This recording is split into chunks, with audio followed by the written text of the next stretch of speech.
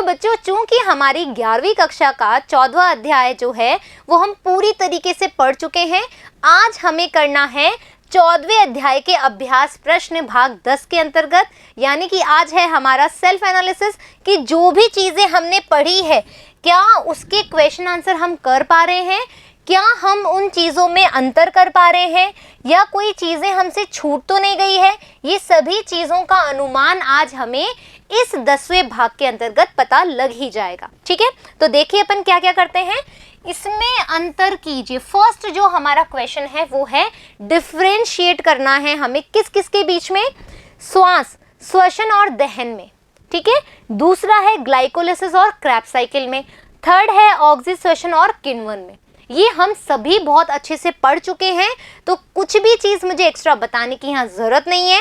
तुम देखो यहाँ पर कि श्वसन रेस्पिरेशन क्या है और कंबशन क्या है, यानी कि नॉर्मल दहन, दहन यानी कि होता है आग लगाना।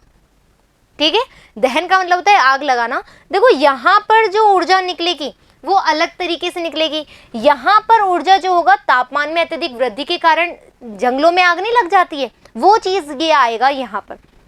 तो ये एक जैविक प्रक्रिया है और ये एक भौतिक प्रक्रिया है, यानी कि फिजिकल अपीयरेंस की वजह से होगा कि कोई भी टेम्परेचर इंक्रीज हो गया या कहीं पर किसी चीज की वजह से आग लग गई, वो चीज ये जीवन का लक्षण है और ये जीवन से संबंधित नहीं है। ठीक है, मतलब जीव से, जीवन से नहीं, जीव से संबंधित नहीं है।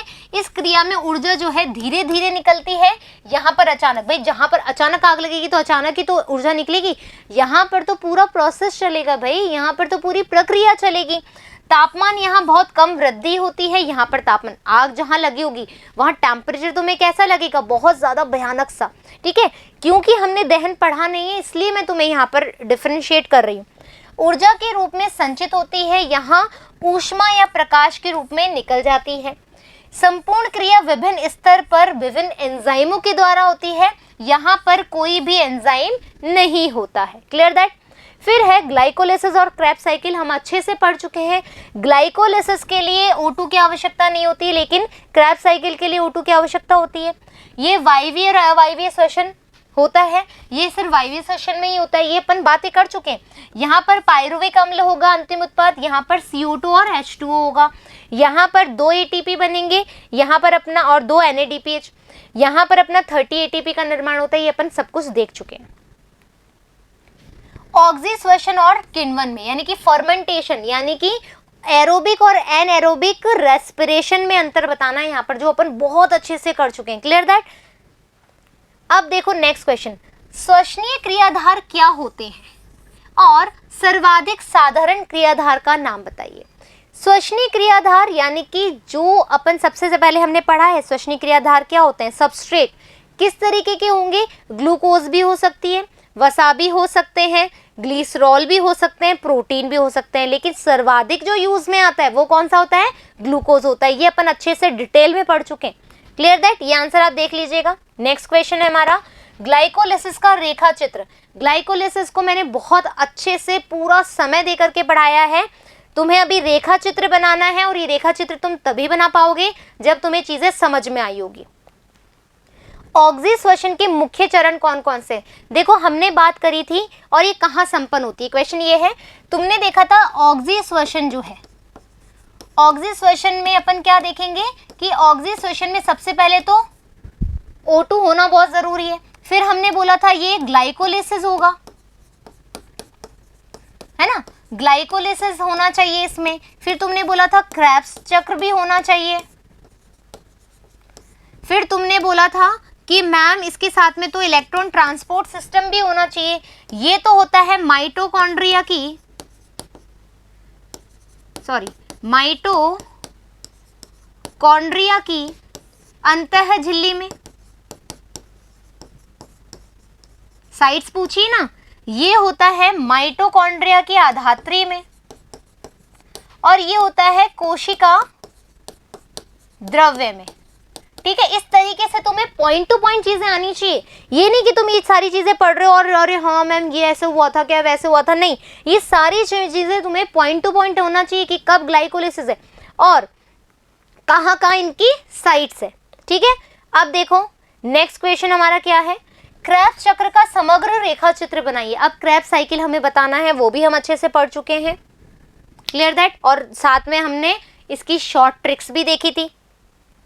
इलेक्ट्रॉन परिवहन तंत्र ईटीएस, ईटीएस का हमें संपूर्ण वर्णन करना है। और आपको पता है ये 5th कॉम्प्लेक्स से 1st कॉम्प्लेक्स यानी 1st से 2nd, 3rd, 4th और 5th कॉम्प्लेक्स में बटा हुआ है। हर किसी कॉम्प्लेक्स का मैंने तुम्हें नाम भी बताया है, हर कॉम्प्लेक्स की तुम्हें मैंने डिफरेंट काइंड ऑफ जानकारी भी दी है, और साथ के साथ पूरा ड्रॉ ऑफ जो साइकिल होता है वो भी मैंने तुम्हें बताया कि किस तरीके से कौन सा कॉम्प्लेक्स कब काम करेगा, कौन उसको ग्रहण करेगा, कौन उसको देगा, क्लियर दैट। यही चीज तुम्हें इसमें बतानी है, ठीक है। कहाँ कहाँ कौन सा इलेक्ट्रॉन ट्रांसपोर्ट सिस्टम कार्य करता है, ये तुम्हारी बुक का डायग्राम है ही इसके अंदर, ये सब चीजें इसके अंदर तुम्हें नोट करवानी है, ठीक है। निम्न के मध्य अंतर बताइए। देखो तुम्हारे पास क्वेश्चन क्या आ रहे हैं, एक तो साइकिल फॉर्मेशन आ रहा है सबसे ज्यादा, और दूसरा आ रहा है डिफरेंस करने वाला, अंतर बताने वाला। तो इसी तरीके से अपना माइंड ड्रॉ कर लेना, अपना माइंड सेट कर लेना कि किस तरह से क्वेश्चन का आंसर देना है। ऑक्सीडेशन और अनऑक्सीडेशन, ये दूसरी बार आ रहा है कि ऑक्सीडेशन और किण्वन में अंतर बताइए। ग्लाइकोलिसिस और किण्वन में, ग्लाइकोलिसिस और सिट्रिक अम्ल चक्र में, ठीक है। बहुत ही इंटरनल तरीके से पूछा हुआ है, तो ये सब चीजें तुम्हें मैं बता चुकी हूँ। स्क्रीनशॉट लो और बात को खत्म करो। वापस से मैं पूरा ये चीजें नहीं रिपीट करने वाली हूँ बच्चों, क्योंकि ऑलरेडी मैंने बहुत सारा टाइम इनपुट किया है। तुम्हारा भी एग्जाम पास में है, तो तुम्हें ये सब चीजें अपने आप आनी चाहिए। शुद्ध एटीपी के अणु की प्राप्ति की गणना के दौरान आप क्या कल्पनाएं करते हैं? शुद्ध एटीपी के अणु की प्राप्ति के अकॉर्डिंग, आपके अकॉर्डिंग क्या क्या कल्पनाएं होनी चाहिए? तो ध्यान है तुम्हें, मैंने श्वसन संतुलन चार्ट पढ़ाया था, बैलेंस शीट ऑफ रेस्पिरेशन। उसके अंदर मैंने तुम्हें बताई थी कि 4 परिकल्पनाएं हैं हमारे पास। क्या कि जो हमारा क्या बोलते हैं, श्वसन जो है वो ग्लूकोज के द्वारा संपन्न होती है, ग्लूकोज ही उसको संपन्न करता है। दूसरा हमने बोला था कि जो NADH2 निकल रहा है वो माइटोकॉन्ड्रिया में जाके कि फॉस्फोराइलेशन करेगा। तीसरी हमने बात देखी थी कि भाई श्वसन क्रिया केवल ग्लूकोज के द्वारा ही हो रही है। और चौथी बात देखी थी कोई भी जो भी इंटरमीडिएट है, यानी कि जो भी एंजाइम्स हैं वो एक साइकिल में चलेंगे, जबकि ऐसा नहीं होता है। हमने चारों पे बात करी थी, पूरे टॉपिक पे बात करी थी। यही चीज यहाँ पर हमें बतानी है। और यदि इसका आंसर नहीं आ रहा हो तो तुम कहां पर देखोगे? अपने बैलेंस शीट वाले टॉपिक में। श्वसनीय पथ एक एम्फीबॉलिक पाथ है, इसकी चर्चा करो।